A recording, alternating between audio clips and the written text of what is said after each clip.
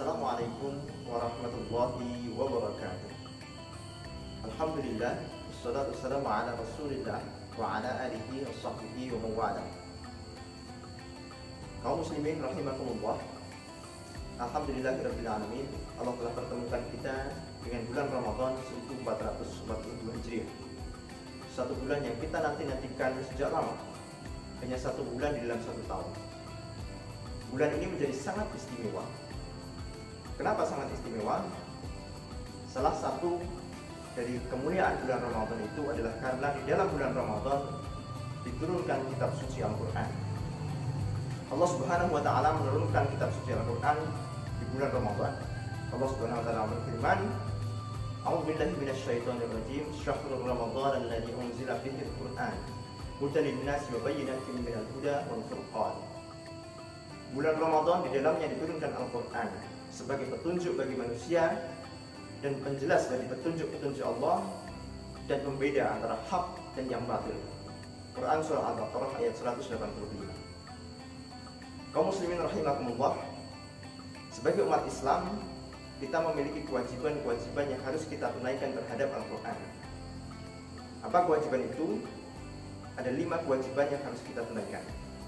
Yang pertama, kita harus mengimani seluruh isi dalam Al-Quran.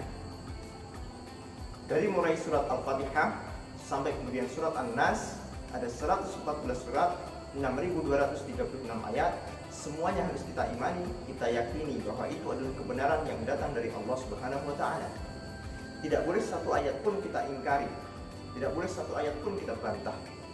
Maka sebagai orang yang beriman, kita harus meyakini seluruh isi dalam Al-Quran itu adalah satu kebenaran. Yang kedua, kewajiban kita yang kedua kepada Al-Quran adalah membacanya. Membaca Al-Quran adalah satu amalan yang mulia. Rasulullah SAW menghitung pahala Al-Quran itu, pahala membaca Al-Quran itu bukan dari ayatnya, bukan dari suratnya, tapi dari huruf yang dia baca.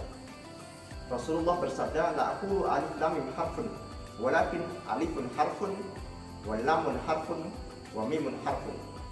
Aku tidak mengatakan alif lam mim itu satu huruf, tetapi alif satu huruf, lam satu huruf, dan mim satu huruf. Dan setiap huruf yang dibaca dalam Al-Quran dikalikan dengan 10 kebaikan. Masya Allah, luar biasa. Begitu banyak pahala kita membaca Al-Quran. Bahkan ketika orang belum bisa lancar membaca Al-Quran pun, dia mendapatkan 2 pahala. Pahala dia membaca Al-Quran dan pahala dia belajar. Maka di bulan Ramadan ini marilah kita banyak-banyak membaca Al-Quran. Bahkan akan lebih bagus dengan ditambah dengan menghafalkan ayat-ayat Al-Quran. Kewajiban kita yang ketiga adalah kita harus memahami isi kandungan dalam Al-Quran. Al-Quran diturunkan oleh Allah sebagai petunjuk bagi manusia. Cara agar kita bisa memahami petunjuk tersebut adalah mentadabburi Al-Quran, mempelajari Al-Quran, mempelajari makna-makna di balik ayat-ayat Al-Quran. Kita bisa mempelajari tafsirnya, mempelajari makna-makna setiap ayatnya. Dengan demikian kita akan memahami isi dari Al-Quran tersebut. Tidak hanya sekedar kita baca, tidak hanya sekedar kita hafalkan, tetapi kita bisa memahami makna yang terkandung dalam Al-Quran tersebut. Kewajiban kita yang keempat kepada Al-Quran adalah mengamalkan isinya. Setelah kita paham dengan makna yang terkandung dalam Al-Quran, kita harus mengamalkan isinya. Rasulullah SAW ketika beliau masih hidup, akhlak beliau adalah Al-Quran. Setiap sikap beliau, tindak tanduk beliau, semuanya diambil dari Al-Quran. Bahkan ketika Aisyah ditanya bagaimana akhlak Rasulullah, maka Aisyah menjawab, akhlak Rasulullah adalah Al-Quran. Artinya seluruh isi Al-Quran diamalkan oleh Rasulullah dalam kehidupan sehari-hari. Mungkin kita tidak bisa seperti Rasulullah, tapi paling tidak kita harus berusaha mengamalkan apa yang kita pahami dalam Al-Quran, sehingga kita betul-betul bisa berubah dengan Al-Quran, berubah menjadi lebih baik, berubah menjadi lebih bertakwa karena Al-Quran. Kewajiban kita yang kelima kepada Al-Quran adalah mengajarkannya.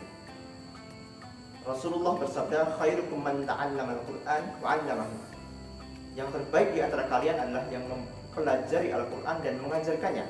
Yang belajar Al-Quran kemudian mengajarkannya.